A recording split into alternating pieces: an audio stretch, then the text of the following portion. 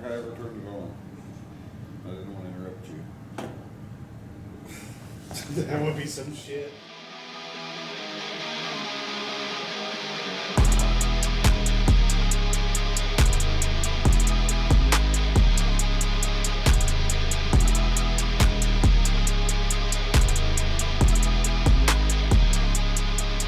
Hey everybody, this is Shannon Hubbard, Razor Edge Productions. We're here for Small Town Dirt, and I am talking to Mr. Tyler Lehman today, and we're going to talk about some subjects that a lot of people don't necessarily want to talk about, but we can bring some insight, I would think. Hopefully. Let's go ahead and talk about it. Nevada Speedway, POWRi pulling away from them. Just wanted to kind of touch base on POWRi pulling away from them and what it would cause an effect. Like, is it going to help them or is it going to hurt them? I've heard and seen people on both sides of this area. My problem and my concern is it going to the wayside like Oliver did. I mean, Nevada's the longest standing track in the state of Missouri. So I'm concerned. You know, my husband being a driver and our friends and family driving, it's just one of the things. Yeah, my input on it is kind of like what we were discussing earlier, is like memorial races that are street stocks and POWRi and stuff like that. It's really hard to have a big race like we want to have every year, which is, 5,000, 6,000, 7,000 to win for a POWRi. It makes sense to have POWRi there. You're going to get more car count. You'll have the points.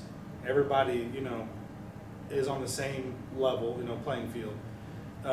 When we've had them for the years prior, we've had a lot of cars. I mean, we've had. Oh yeah, absolutely. Screaming Lehman last year was a field full of cars. Yeah, we had, if I remember right, we had an A, B, and I believe a C, and basically we had to kind of push them all together, and we had like 30 cars or something like that when it all ended up, and really, really good racing, but having all those cars there, having 40, 50 street stocks there, and all of them were POWRi, or 95% of them were POWRi.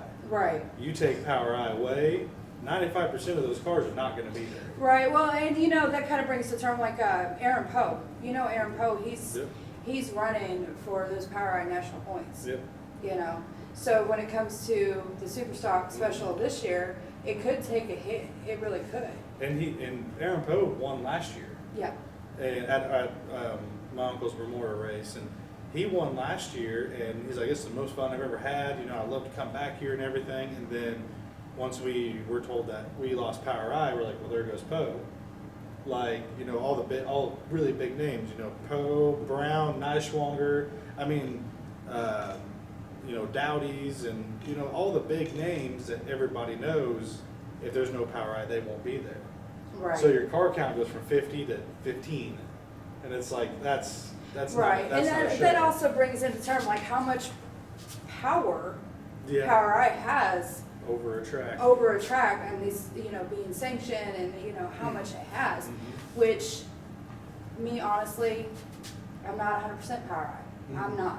Some people are. I'm not, and I'm okay with that. I've seen the cause and effect of it. I mean, like I said with Bolivar, even though they were still trying to come up, it was a struggle, and then POWRi pulled away, and they couldn't even open the doors.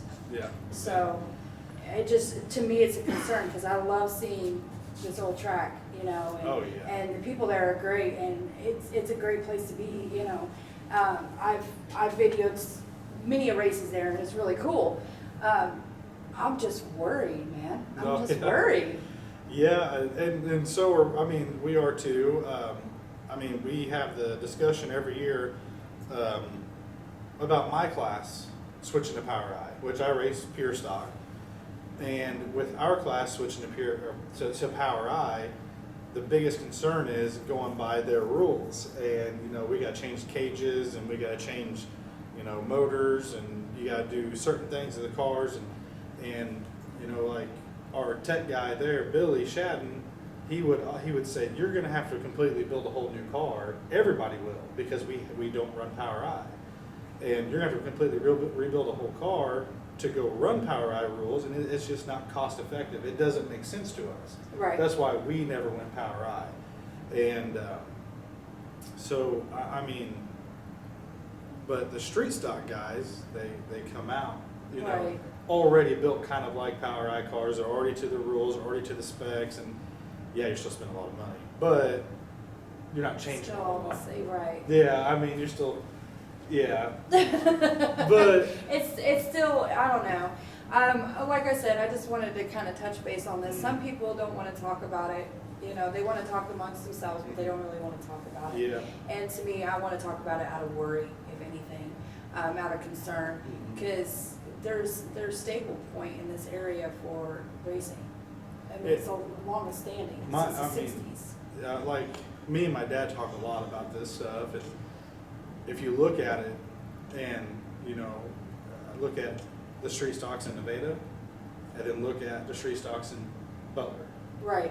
and it may be only 5 cars difference, but Those 5 cars Those- can make a hell of a difference. those are 5 pit passes or 10 Right. pit passes, you know, Right. or that's more concessions, that's more everything, and that's kind of where it kind of hits you a little bit, and plus they get national points, which you get paid for that. I don't know what it is.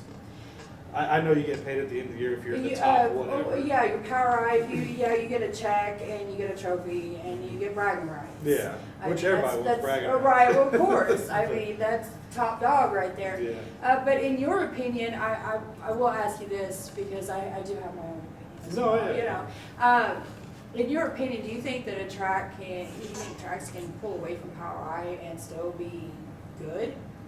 Like go back to the old days before there was this sanctioning. I mean, as far as drivers themselves, yeah, there'd be a lot of changing back and forth. I think But my personal opinion would be, can one track do that and be okay? I don't know. I don't I think think so. it would have to be multiple. Yeah, So if like, let's say Humboldt and, what is that, 81 Speedway, and then us and Butler and Bolivar, if all of us that are all real close together said, no, we don't want sanction, yeah, I think it could work. right. Because then all the people that do live there can build their cars or however they want and do their rules how they want, and then it's like the old days again. Right. Well, here's a prime example is the 4-cylinders. Yeah. The I-49 series between Butler and Nevada. Mhm. Okay, last year, the 4-cylinders, when they came out, I mean, there was days that you'd see a Butler like 1 Yeah. or 2. Oh my God, we got 4. But now, it's a lot. Last weekend, not this weekend, we got rained out. Last weekend, for the feature, we counted 19. See, That's crazy. I mean, that just kind of goes to show that Yeah. they can, you know, succeed by pulling away and doing their own thing. So, you know, Mhm. Butler and Nevada did their own thing, and it's working. No, it's working very well, and I mean, the thing is with a 4-cylinder, I know it gets on a lot of people's nerves. You know, oh, they're just like bumblebees out there, but they're still fun, Oh yeah, and they're like competitive. they're I've seen like- those fellas there. They are competitive. Yeah, my buddy, he actually I got a few buddies that race in that, but Rob Jones Jr., his dad Rob Sr., and then Steven, you know, they all race 75 senior, 75 junior. They all race them, and they just have a blast. They're great fellas. I've Oh, met them. they're- They're fantastic. Yeah. They are I'm a John right. Willard fan myself. Yeah, I gotta know- say. I know Will, I call him the Santa Claus of dirt track. yeah. You know, he cracks me up. But this kind of plays in also what we were just discussing just a little bit. These memorial races that are coming up. We've got a memorial race in Butler, and we've got a memorial race in Nevada. Now I don't know, did they have one for Monette or was it just by themselves? I don't know about. I thought I'd seen something about Monette. I didn't look at Monette. I don't know if they have one either, but I know that the revival, They're, the late model series is coming through, and they're going to swoop through and take on all 3 tracks Yeah. on weekends. So that'll be interesting, and we've got high-paying memorial races. Mhm. So this will be a good weekend to catch the races. Yeah. Definitely. So the first one was Gene Temmerman, Uh huh. and then the second one was Ron Bolin, Yep. and then Monette, they'll be hitting there. I don't think it was Memorial. I could be wrong, but I mean, to hit 3 checks right. Boom, boom, boom. I mean, it's gonna suck for them to be working all the time. I mean, Right. make sure their cars and are it's, good. it's but probably gonna be hot. oh yeah. I'm sure it'd be a crisp 95. Right. You know, well, and that's another thing too. The mid-season burnout that a lot of people feel. I mean, summer's upon us. Mhm. It's here. Yeah. So we've kind of talked about this beforehand a little bit. Yeah. I've spoken to some people and I've asked them, you know, how do you handle it and how do you not? Some of them are just like, man, I just go to the lake. I just go to the lake, or Yeah. it's not that serious, or I just keep going. Mhm. To me, I'm not a driver, okay? Yeah. But my husband's a driver, and lots of people I know are drivers. You were just discussing this, putting on your 3 layers Yeah. in your helmet and having to get into a car that's blowing straight heat at you. Yeah, it's we were talking about that in the heat of the summer, and it seems like there's no breeze ever. It seems like, I mean, even if there is a little bit of a breeze, it's not enough. And I don't listen to my dad. He always tells me to get a 2-piece fire suit. And I don't listen, and I'm not saying he's right, but he's right. I should always have Oh boy, you know this is exactly too, right? I know, but my dad's right. You know, I mean, I was like, man, the other day I was sweating so bad, and I was like, man, a 2-piece would be nice right now. Just take the jacket off, throw it off, and man, I'd cool down. And no, I like this one. I'm so stubborn. But yeah, my dad, he is right. You know, I wish I had a 2-piece, and I do. I've got one of them Alpine Stars. I've actually got 2 of them Alpine Star fire suits. They're 3-layer, 1-piece. I mean, my thing is in my head, which maybe I'm overthinking it. I just don't want to. I don't care if the fire suit's on fire. I just don't want to be on Right. fire. I don't want the blisters. I just want it. Yeah. And that's why I got one so thick. But man, when you put that on, and you're sitting in the car, and you're in the lineup, and then the car's idling, you got the heat of the exhaust on your legs, and you got the helmet on, and you can feel the sweat just running down your back, running down your face, your chest. And Well, it's that just- exhausts you at the same time. Yeah, and you just, my thinking is I just want to go. Like I want to Right. I want to race so I can get some air moving. Right. And yeah. Well, the reason on this whole thing too is because it gets very mundane with fixing your car. Yeah. I mean, you're in the middle. It's like the middle of the week. Yeah. It's like hump day, you know. But it gets mundane on working on your car. You got the heat factor. You got, you know, well, maybe I should go like this weekend. Yeah. I mean, that'd be awesome. Yeah. Or maybe I should go camping or go on a trip or just stay at home and be in the air conditioning and watch racing on TV and Yeah. not even mess with it. Yeah. But I wonder if tracks could remedy that a little bit for drivers. Maybe put big shows on in the middle of the season to amp people up to get them out there a little bit more. I mean, I think that would work. Water balloon fights would be nice. That's been cool as sound. I've seen some of those. Yeah. I've seen some of those, and I've threatened to bring some coolers of water balloons just for the kids and tell them, guys, hey, take off your headset. You're about to get electrocuted if you don't. Yeah. That type of thing. But a lot of people, we've had this problem every year that I know of is in Nevada. I'd say every year, but we've had somebody get too hot, you know, or have a heat stroke or something like that. And I'm not saying every year. I'm just saying somebody gets too hot. Right. And that's the problem. I mean, the only remedy is, and everybody hates it, but my thing is the remedy to that would be start later. But Right. you don't start racing until 9 o'clock at night, man. You won't get out of there till 3 or 4 o'clock in the morning. That is true. And That then, is true. And then it's like, man, like this sucks. But it was nice and cool. The sun wasn't beating down on you, you know. But You gotta weigh your options there. exactly. I I mean, mean- and that's when a lot of people start leaving. You Right. know, oh, it's 3 o'clock in the morning. They still got 3 classes left, you know, and I'm not staying. And that, I mean, then they start leaving. And I get that. I It get that is. if you've been doing something all day and you turn around and you go to the races and 3 o'clock and you got shit you gotta do the next Yeah, day, you're like, exactly. man, I'm good. yeah, I mean, people got church to do, or you know, they got family get-togethers on Sundays. A lot of people just don't, you know, they don't like staying out that late, you know. My dad, 100% is one of them. I mean, he'll stay until I race, and I mean, by that time he is so exhausted. He's just like, I'm leaving. Bye. I've seen many people Yeah, like I that. mean, he's like, Many of people. I'm gonna go home and go to bed because he's one of those guys that wakes up at 4 o'clock in the morning. So, but I Well- mean, I see what you're saying. Try to amp it up, get some big shows in the middle to get the people in there. Yeah, it's hot, but maybe when you do a big show, cut down the rest of the classes. Right. Get Right. rid of, and I don't want to be mean or nothing, but it's like, you know, get rid of like 2 or 3 classes, get 4 good To make it classes. where the night is shorter. Yes. And you but can you start have, later. Yes, you have one Right. big race, and you make it the last race. Right. So then they're like, man, I really want to watch them sprint Right, cars. right. Or I really want to watch them late models, or I really want to watch straight stuff, whatever. And if you cut them down, and then it's like, oh yeah, these cars are cool, but I really want to watch them. That would be my remedy, you know. And I think you get more people that way. Absolutely. And you know, just try to do a little bit. You know, hey, we're starting at 8, but we've only got 4 classes a night. We're gonna keep it short, simple, but we got this year. It's a 50 lap race. I think it's what we did last year for my uncle's memorial. It was 50 laps, if I remember. And you know, it's gonna be 50 laps, but we're gonna do it last, so you guys can watch these guys, and then you go Right. last. Right. And I think that would help. Yeah, I think it would too, and I think it would bring more people into the sport a little bit, And maybe. like I mentioned before, me and my dad do talk a lot about things and about racing and stuff. And my dad is, if you're gonna do a memorial or a special or something like that, why do you have all 7 classes or 6 classes?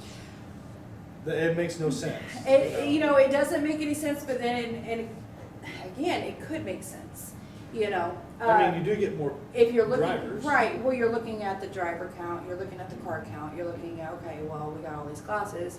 I mean, it's just one of those things that, oh, if it goes good, it goes good, if it goes bad, it goes bad. Mhm. It's just one of those situations. I could see why trying to keep the class because of financial aspects. Right. But then again, you have to pay those drivers. Yeah. I don't know, honestly. Honestly, I don't know. It doesn't quite 100% make sense to me. Right. It's one of those, if you don't see, I guess, the numbers in front of you, maybe that's the. That's a setback. Yeah, to me, it's like, well, when we do all the classes, we make this much. When we do 4 classes, we make this much. But I want to make this much. You Well, know? and see, we all see it from a different perspective too.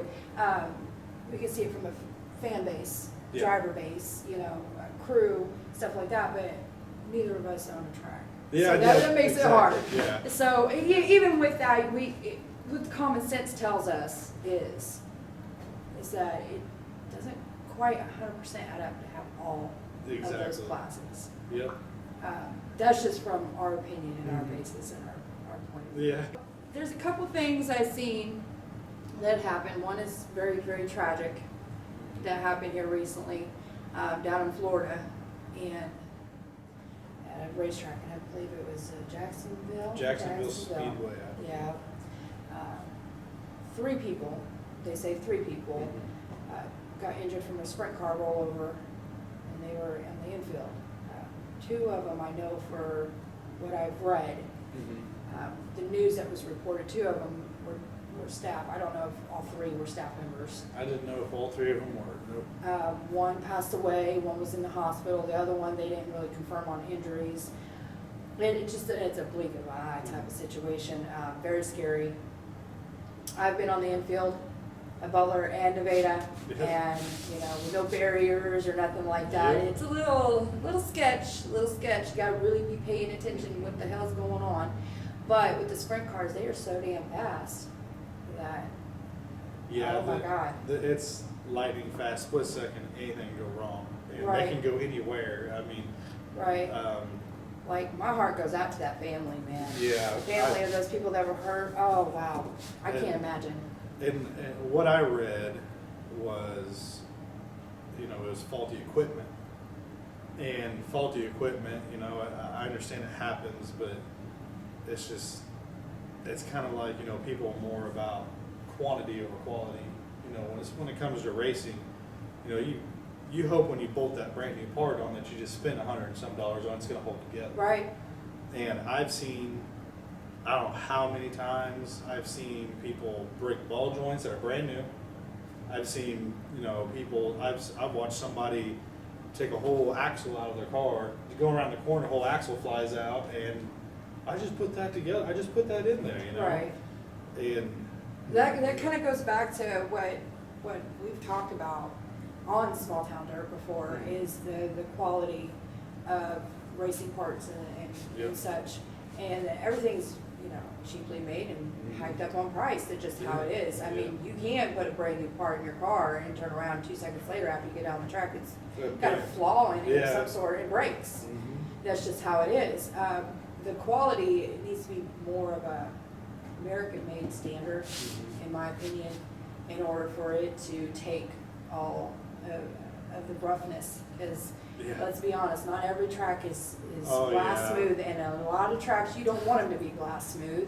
And you know, you've got the competitiveness going back and forth. You know, rubbin's racing, so it is what it is. You're gonna break shit. You are.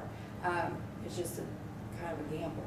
Yeah, I mean, that's kind of like whenever every winter we go through my car, and I replace stuff. I replace bushings. I replace ball joints. I replace everything that basically that moves. You know. Right. And I don't go out and go to O'Reilly's and buy bushings. And nothing against O'Reilly's. Sorry, O'Reilly's. Yeah, sorry. Nothing against them. I just don't. I'd rather spend the $15 more, or the $10 more, or the $20 more to get something a little better, a little more quality, that works a little better, and put that on my car. You get what you pay for. Yeah, exactly. And my dad's beat that in my head forever, you know. You can have this spring, or you can have this one, you spend $20 more, and this is gonna work a lot better than this one. Right. This one's gonna collapse on you in 3 races. Well, you know, back to the situation that we were talking about. I mean, how much more expensive can you get in a sprint car? They're very expensive. Exactly. I mean, it gets to that point, like, Yeah, I mean, their motors. pay top dollar, but you're getting the best of the best. Yeah. But are you really getting the best of the best? Yeah, it makes you wonder. Yeah, I mean, I talked to a guy and I was like, how much you spend on your motor? Like, I'm not trying to be nosy or nothing. He goes, oh, I like 15 grand. I was like, oh, okay, that's cool. I mean, I Right on. wish I could spend that on that, but you know, Right. I mean, that's just motors. I mean, That's not including That's everything else. everything, And the yeah. tires on those. oh, I'm my sure God. those tires have got to be expensive. I mean, mine are $55 for an asphalt tire. I'm sure theirs have got to be $200-300 for that big old wide one. I on the think right I side. think ours is it's like a 100. little over 170 Those say for about tire. 180. Yeah, for the modifieds. And I mean I mean that comes to now they're trying to make American racers for everything.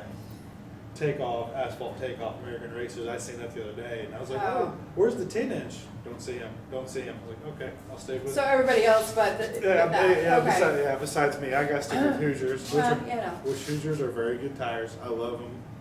I mean, it was just something like, man, I would just want to try a set of 10-inch Right. American racers, Right. just to see. Just to see what's up. Just to see if they're better or not. But I have heard a lot of good things about American racers. But yeah, I mean, There's another track I want to talk about. oh, Yeah, which one? Monet. Yeah. You know, Monet sparked my curiosity when they went up for sale. Mhm. And went up for lease. And I wanted to see who would snag that up and try to do something with it. And sure as shit they did. Yeah. They did. Mhm. It was a slow start, but I see them, they're starting to get a little successful. Yeah, I mean, it was slow, and you know, we've talked about even seeing if we can run over there too. I told my old man, I told him, I I'm- said, well, I kind of want to go over there. My uncle ran Go there. check it out. Yeah, I believe my uncle ran there quite a few times, but he's ran he always raced a lot of places. I mean, there wasn't very Right. many that he didn't at least try once. But yeah, we talked about we could just run over there and just see what it's about. Go see what's all going on over there. And I've heard some good things. I've so heard far. some, that's what I've heard too. See, I went over there when they just picked it up. Mhm. And I went over there and talked to Jeff Ogle, he's a promoter out there. And just looking at the facility and the track itself, and I was seeing that the owners were out there and they were out there picking stuff up and cleaning stuff Yeah. up. and they weren't just like, oh, well, you guys, we own it, you take care of it. They were being active, but not too active, if that makes any Yeah. sense. They were completely comfortable with Jeff representing that track, 100%. And I seen what it looked like, and I seen what they were doing, and then I've seen it progressively go and go and go. I think it's gonna be good. Yeah. I do. I mean, if you remember how Butler started, Oh, yeah, I do. it was rough. I do. It was rough, but Mike Parker, that owns that, I mean, he's done a lot of work. I mean, whenever. He has done, he works on it all, like Yeah. all year round. Yeah, I mean, he nonstop. I mean, he's always working on it. But I remember when I went there and I tested it. You know, when they weren't open, but they were doing testing there. That soft opening that they were Yeah, doing. and I showed up there and the track was actually not bad. I mean, it was a little dusty, but it's testing tune.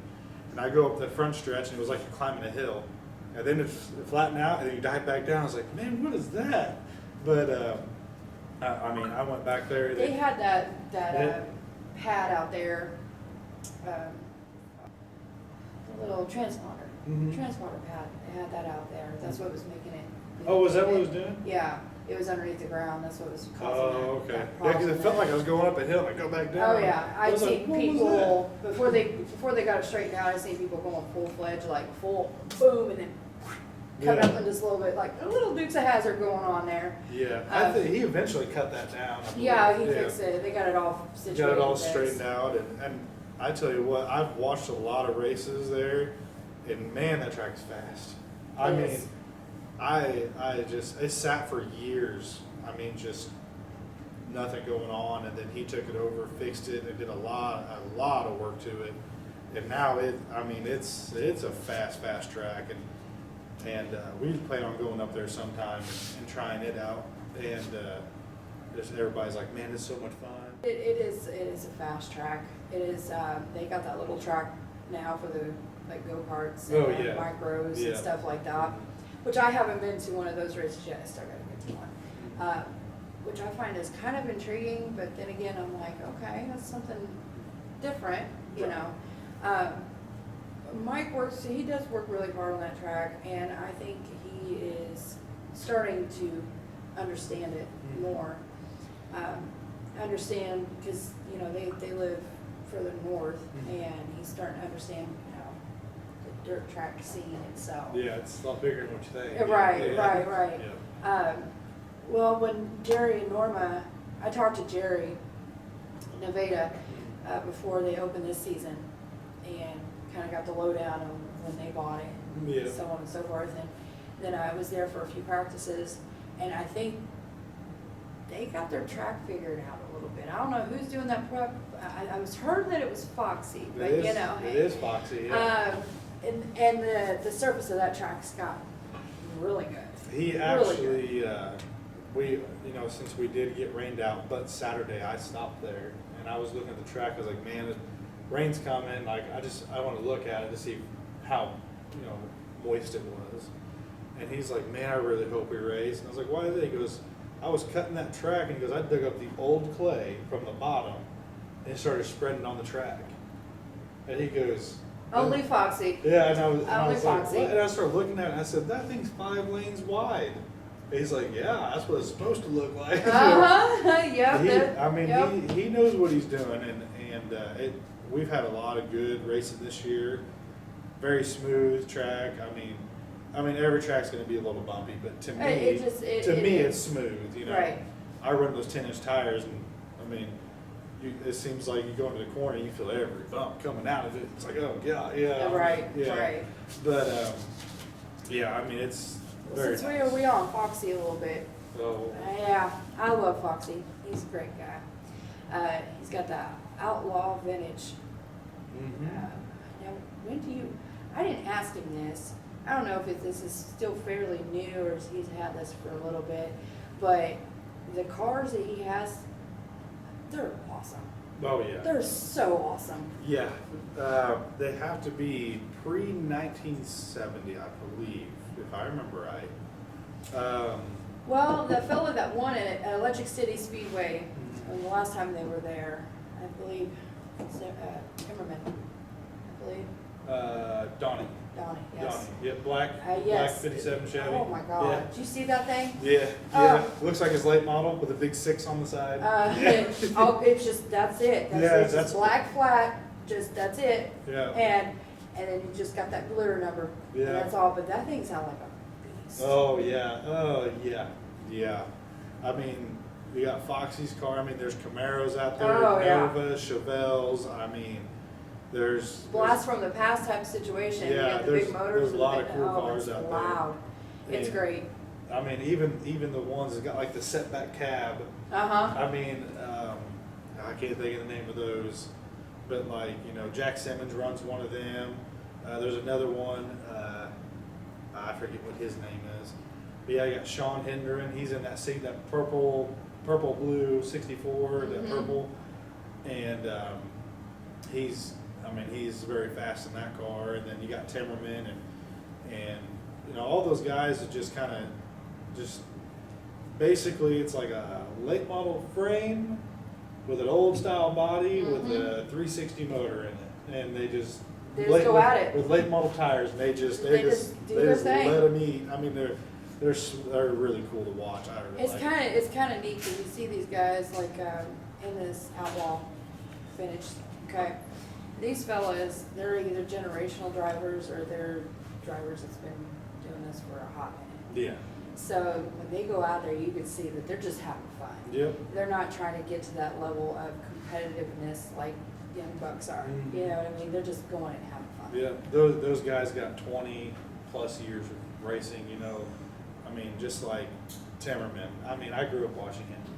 I mean, I remember the big old 6 on the car, and I remember, I mean, him in a late model, he was fast. And I always remember him and Ron Bowen battling all the time. I mean, they were racing side by side. And boy, isn't it just ironic Yeah. what's coming up this weekend? Yep, the Bowler Memorial, and yeah, I mean, and Sean, he's got 30 years, of racing, and you got Foxy, he's raced for 30, probably every bit of 30 years or more, and all really good drivers, and you can tell out there, they're like, yeah, those guys are very experienced. Like, now if I was to go out there with 4 years experience, I'd be in the very back, just like, what do I do? I don't want to go fast. I'm just having fun. You guys go ahead. Yeah, go no ahead. one. I don't know. Well, I mean, I think they're circulating again here coming up shortly. Yeah, they were doing it every 2 weeks, but I think now they're doing Butler. I think if I remember, I think they're doing 2 weeks and they go to Butler, then they wait 2 weeks to go to Nevada. So that they are doing it, I believe, every 2 weeks, but they're just going back and forth. I think they've already been there a couple times this year in Nevada. They've been Butler, I believe, one time. I don't know if they've been a couple times. If they were a couple times, I didn't catch them the first time. Right. But I got the second. But I know that the Show Me Vintage came through in Butler. Did Yeah. they come through at Nevada? I don't think they did. Because No. we had the same drivers as we normally do. Okay. Besides Timmerman, Right. this is the first time I seen him out there. So He was shitting and getting, and I'll tell I you know. what, I was it was watching like him he go was, around. it was like Woo. him driving his late model over again. Oh my God! And see, I wasn't able to experience that. I really wish I could have in the Yeah. back then. But I tell you what, he was rocking. He definitely drawn some attention. There was a lot of people going, "Who's in that car?" Yeah, Do me you know too. who's in that car? I'm like, I don't know, but I'm about to find out. Yep. Yeah, it was awesome, and I'm glad to see that Foxy's kind of Yep. bringing his own fruition to play here. The vintage stock is one of my favorites. Oh yeah.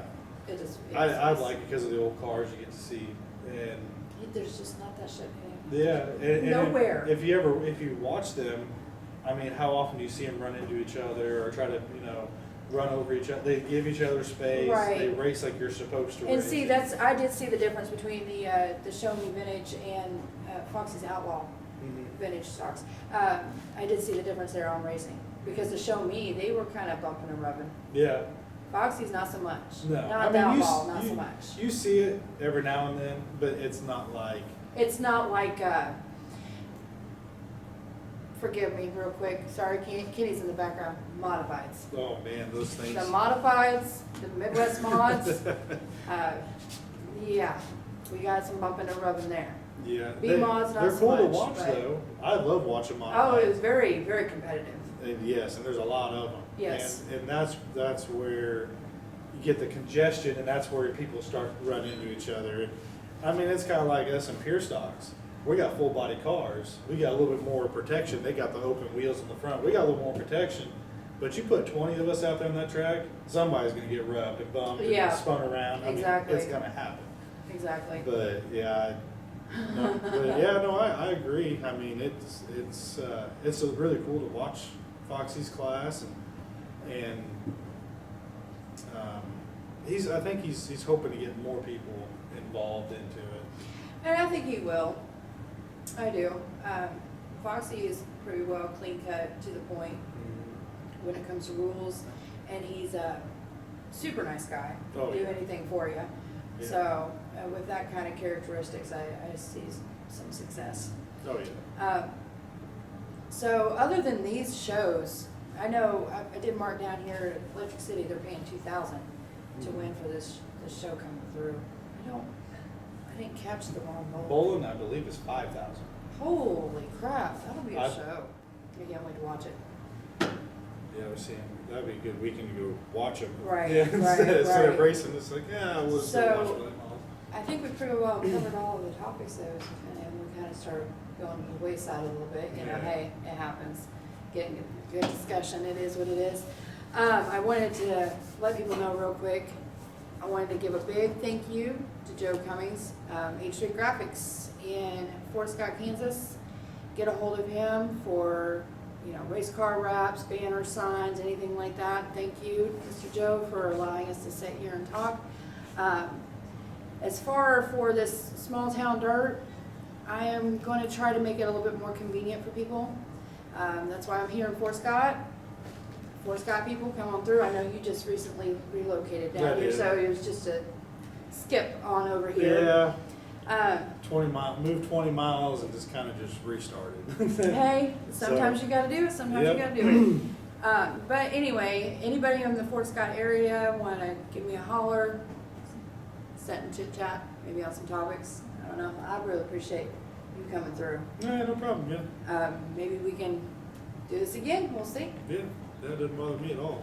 All right, well, give Joe a call if you need any kind of banners, signs, graphics of any sorts. He's pretty fired at his job, he does a good job, and very personable, upstanding dude.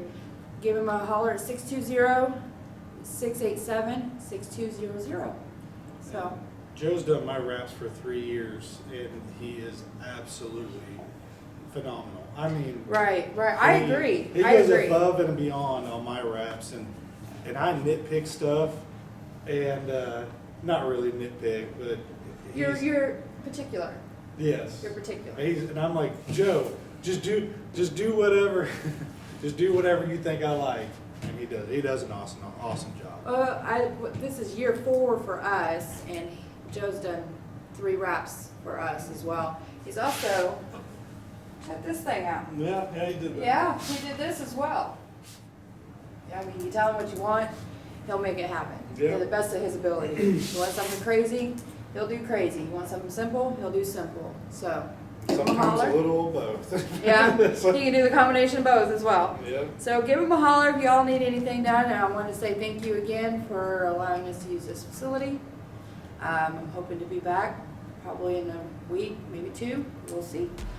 All right, take care guys.